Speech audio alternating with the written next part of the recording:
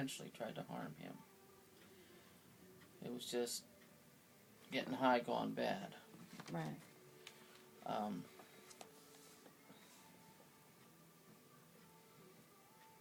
He tells me he's not a druggie, though.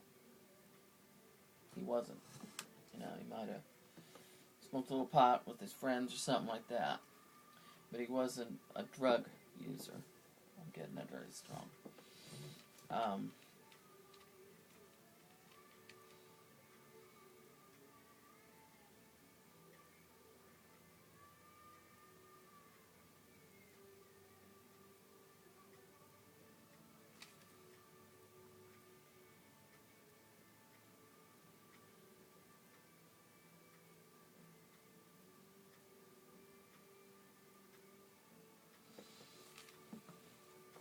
When was his birthday?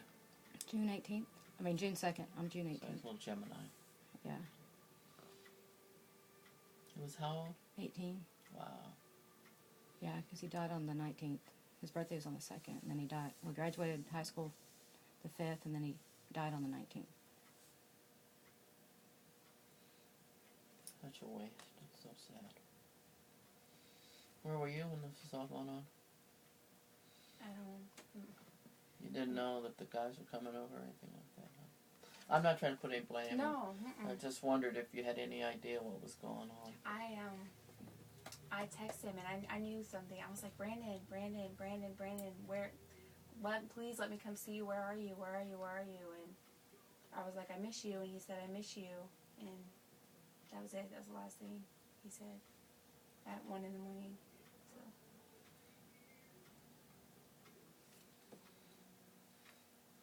Yeah, but his friends say that he was alive when they left. He said he was fine.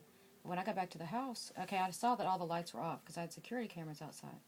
But when I got home, his bedroom light was on, which he never turns on his main light, you know, with the fan. He always has these little accent lights around his room. That was on, and then his bedroom door was open. And one of the boys said they came back to the house to check on him, but then they changed their story and said no, they never came back. So I'm thinking he must have come back and saw Brandon in his chair and got spooked and left. I do believe he did go back and check on him, but he just thought he was passed out. But I wonder why he left the light on and the door open then. He's dead. Kids don't think to shut lights off. The big thing I'm picking up here is it wasn't intentional. It wasn't somebody trying to harm him that way. They were just stupid.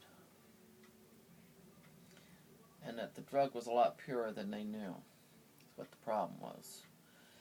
It wasn't cut right. You know, I grew up in the 60s. I know about this stuff. Okay. Yeah. Yeah, it was black tar. Huh? It was black tar heroin. Yeah. But he had done Xanax in the afternoon. Hmm? See that? So he had done Xanax, and so the Xanax, I guess, had the reaction with the heroin, because benzo's and the opiate. Yeah. But not only that, I feel it was a lot stronger cut than they realized. They got it. From that Travis guy. You know, it was a lot stronger. Heroin is something you don't mess with. I never took it myself. Back in the day, I tried a little LSD, you know, that sort of thing. But, you know, I knew, because I was in a resort town, I knew what people took. Yeah. I grew up in a resort town. You know, a lot of the bad guys that do heroin. And, you know, if it didn't get cut right, you accidentally overdose. You didn't want it pure. Okay.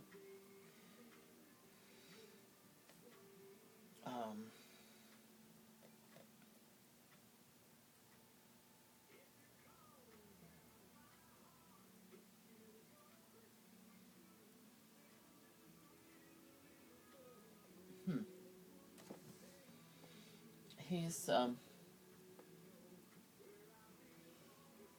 he just keeps saying, I'm sorry, Mom. But I keep hearing, I'm sorry, Mom, I'm sorry. He tells me, though, that he's been around you. It's not your imagination.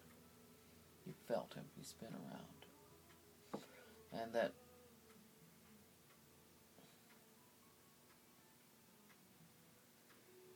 especially in the living rooms where you felt him the most, I feel. Because he keeps showing me a living room where he hangs out. Yeah, he does things from electronics, like my TV. I'll have to get the other remote to change it, and then he stopped my cuckoo clock, which he's done it twice, and that's not battery operated. I mean, it's the kind that the weights. He Yeah, did that but, on the day of his funeral, and then he did that when my best friend spent the night. Yeah, but he showed me it's where he hangs out. It's the living room. Gosh.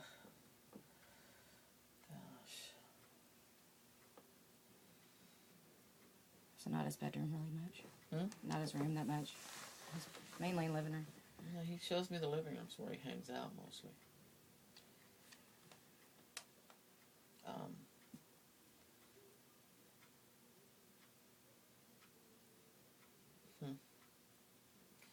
Has he still got a pair of shoes under his bed? No, but he has all his shoes are still in his closet. Okay, because I see like there's a pair of shoes under the bed or slippers or something. Like his stuff's still in his room. Oh yeah, all his stuff's still. And whenever he died, under his coffin, I put all his shoes. He loved his shoes, and so I put all his tennis shoes in a line underneath his coffin. Okay, maybe that's what I'm saying. 'Cause I saw shoes underneath something.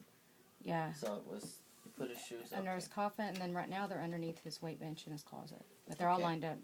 They're under, because I see them underneath. Yeah, they're Okay. under Alright. the weight bench.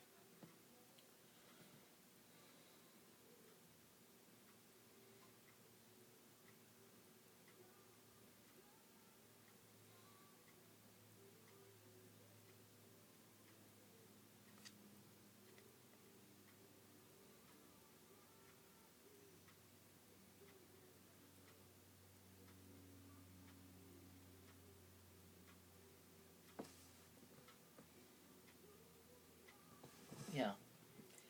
He's showing me that somebody did come back to his room. Since he's showing me. Somebody looking in the door and then leaving. Was he already dead? Was he already dead when they came back, I wonder? Yeah. He was already, like, looking like he was sleeping when we found him.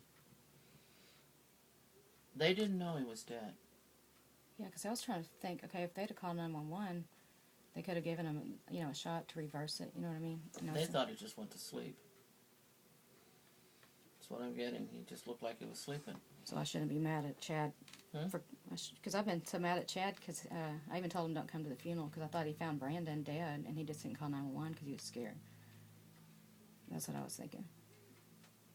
But maybe he did just. No, I just thought he was passed out. I just thought he was just sleeping there.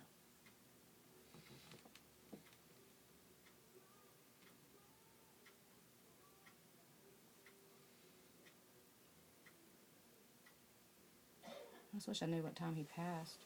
Wish I knew what time he passed. 'Cause I know it has to be between 4:30 in the morning and noon on Sunday. They got to the house because I got 9 p.m. is when they must have got there. So they kept here at 9 p.m. Okay. And you want to know when time of the night did he pass?